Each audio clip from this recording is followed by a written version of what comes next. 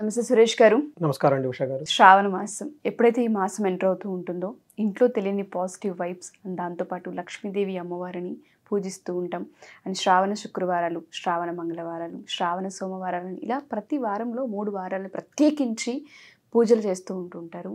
ఈ మాసానికి సంబంధించి ఉన్న పండుగలకు విశిష్టత ఏంటి? శ్రావణ మాసం యొక్క విశిష్టత ఏంటి? మీరు ఇలా అడుగుతుంటేనే వైబ్రేషన్స్ వచ్చేస్తున్నాయి.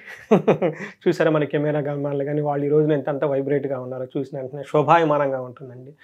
ఈ మనకి శివుడు పార్వతీదేవి అడుగుతుంది శివుడిని, మీకు 12 మాసాలు ఉన్నాయి కదా, ఏ మాసం అంటే మీకు బాగా ఇష్టం, ప్రీతి ఏ మాసం అంటే శివుడు ఏం చెప్తాడంటే నాకు శ్రావణ మాసం అంటే చాలా ఇష్టం అని చెప్తాడు అనమాట. అందుకని ఈ శ్రావణ మాసంలో శివుడికే కాదండి, ఈవెను మనకి శ్రీకృష్ణ పరబ్రహ్మ ఇదే మాసంలో జన్మించారు. అంతేకాకుండా హయగ్రీవ స్వామి కూడాను ఇదే మాసంలో జన్మించారనమాట. ఈ మాసం కనుక మనం చూసుకుంటే ఈ మాసానికి ముందు మనకి ఆషాఢ మాసం వస్తుంది. అందులో వచ్చేటప్పటికి మనకి పెళ్ళిళ్ళు కానివ్వండి ఇలాంటివి ఏమీ చేయరనమాట, పుణ్యకరాలు కానీ ఇలాంటివి ఏమీ చేయరు. అదే కాకుండా ఈసారి ఏమైందంటే 3 నెలలు ఏకంగా మనకి ఏం పండగలు కానీ విశేషాలు కానీ ఎక్కువ ఏమి లేవు అని చెప్పాలి. మనకి ఏమవుతుందంటే మోడమి అని చెప్పేసి, గురు మోడమి, శుక్ర మోడమి, ఆ తర్వాత ఆషాఢ మాసం అని చెప్పేసి లాస్ట్ 3 months ఏమీ మనకి పెళ్ళిళ్ళు కానీ అలాంటి పుణ్యకరాలు కానీ ఏమీ లేవు అనమాట, ముహూర్తాలే లేవు అని చెప్తారు అనమాట.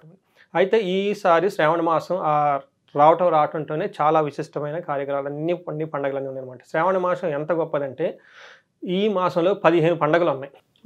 అంటే అర్థం చేసుకోండి, అంటే ఎవ్రీ ఆల్టర్నేట్ డే ఒక్కొక్క పండుగ ఉందన్నమాట. అలానే మనకి గ్రహాల పరంగా కనుక చూసుకుంటే, దోషాల పరంగా చూసుకున్నా కానీ ఎన్ని రకాల దోషాలు ఒక మనిషికి ఉంటాయి, అన్ని రకాల పరిహారాలు ఈ ఒక్క మాసంలోనే ఉండిపోతాయి. సో అందుకని చెప్పేసి ప్రతి నిమిషము ప్రతి రోజు అసలు ఏది చూసుకున్నా కానీ ఒక పవిత్రంగా ఉంటుంది. అంటే అంత పవిత్రత కాబట్టే సాక్షాత్తు శివుడికే ఇష్టమైన మంత్ ఇది. సో మనం డే వైజ్గా ముందు అసలు ఏ రోజున ఏమో ఉందో మనం డే వైజ్గా చూద్దాం అనమాట. ఫస్ట్ వచ్చేప్పటికి 5th ఈ పండుగ స్టార్ట్ అవుతుంది. అదే రోజున వర్ష ఋతువు కూడా స్టార్ట్ అయిపోతుంది. శ్రావణ మాసం స్టార్ట్ కావడంతో వర్ష ఋతువు స్టార్ట్ అయిపోతుంది మనకి. 6th మంగళ గౌరీ వ్రతం ఉంటుంది. ఎవరైనా సరే భార్యాభర్తల మధ్య గొడవలు ఉండేసి అన్యోన్యత లేకపోతే కనుక ఈ మంగళ గౌరీ వ్రతం చేస్తే వాళ్ళకి అన్యోన్యత బాగా ఉంటుంది.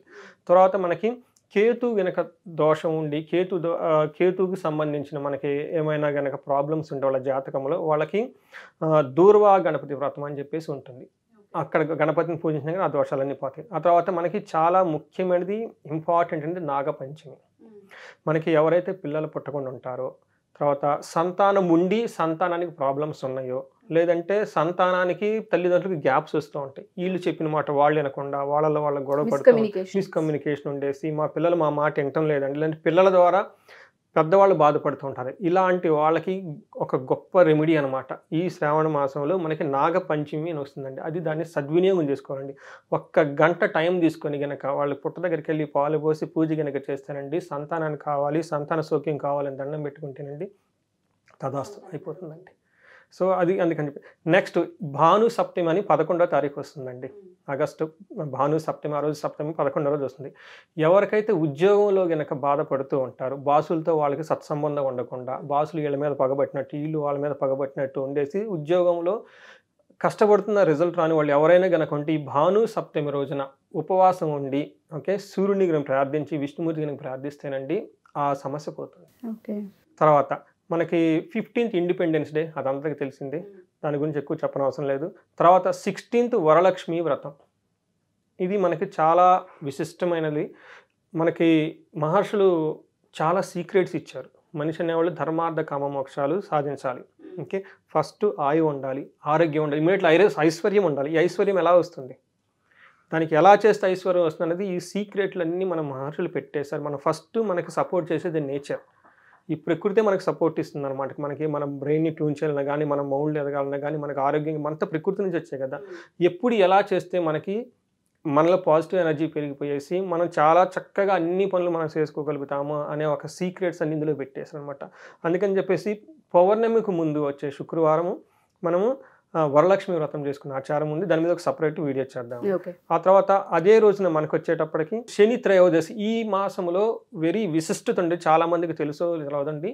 శని త్రయోదశి ఈ మాసంలో 2 సార్లు వస్తుంది. జనరల్గా మంత్లీ ఒకసారి వస్తుంది, కానీ ఈసారి 2 సార్లు వస్తుంది. సో శనివారం త్రయోదశి కలిసి 2 సార్లు వస్తున్నాయి కాబట్టి ఇది కూడా చాలా విశిష్టమైనది. ఎవరికైతే ఏలినాటి శని నడుస్తుందో, శని దశ నడుస్తుందో, శని వల్ల ఇబ్బందులు పడుతూ ఉన్నారో ఆ రోజు ఒక్కరోజు కనుక వాళ్ళు మార్నింగ్ 1 hour టైం స్పెండ్ చేస్తే ఎంతో వాళ్ళకి రిలీఫ్ వచ్చేస్తుంది ఆ బాధల నుంచి. ఇంకా 2 సార్లు వచ్చిందనమాట. దాన్ని సద్వినియోగం చేసుకోవచ్చు. తర్వాత వచ్చేటప్పటికి మనకి పౌర్ణమి రోజున చాలా విశిష్టత. రాఖీ పౌర్ణమి.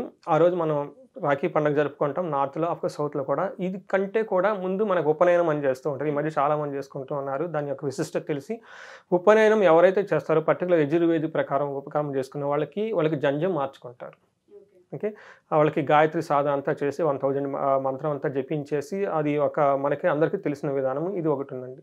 ఇది కాకుండా ఇంకొక అద్భుతమైన సంఘటన కూడా ఉందండి. ఆగస్టు 22న సంకష్టహర చతుర్థి వస్తుంది. అగైన్ మనకి రాహు దశ ఉన్న తర్వాత పెళ్ళి కాకుండా ఎవరైనా కానీ ఇబ్బందులు పడుతున్నా, అలానే కుజదోషం ఉన్న ఇది సూపర్ అనమాట. సంకష్టహర చతుర్థి గనక ఆ రోజు ఉపవాసం ఉండి, లేదంటే అట్లీస్ట్ మనం గుడికి వెళ్ళేసి ఏదైనా పూజ చెప్పించుకున్నా కానీ ఆ దోషం అంతా తగ్గిపోతూ ఉంటుంది. తర్వాత మనకు అందరికి బాగా తెలుసు శ్రీకృష్ణ జన్మాష్టమి. ఓకే. స్కూళ్ళ దగ్గర నుంచి అందరూ ఓకే ఎంతో సరదాగా ఉత్సాహంగా గోపికలాగా సెలబ్రేషన్ చేసేసుకుంటూ ఉంటాం అనమాట. అది 26న వస్తుంది శ్రీకృష్ణ జన్మాష్టమి. 29th మతత్రయ అని వచ్చేస్తుంది. తర్వాత 31st అగైన్ శని త్రయోదశి వస్తుంది. మనం చెప్పుకున్న ఈసారి శని త్రయోదశి 2 సార్లు వచ్చేస్తుందని చెప్పేసి.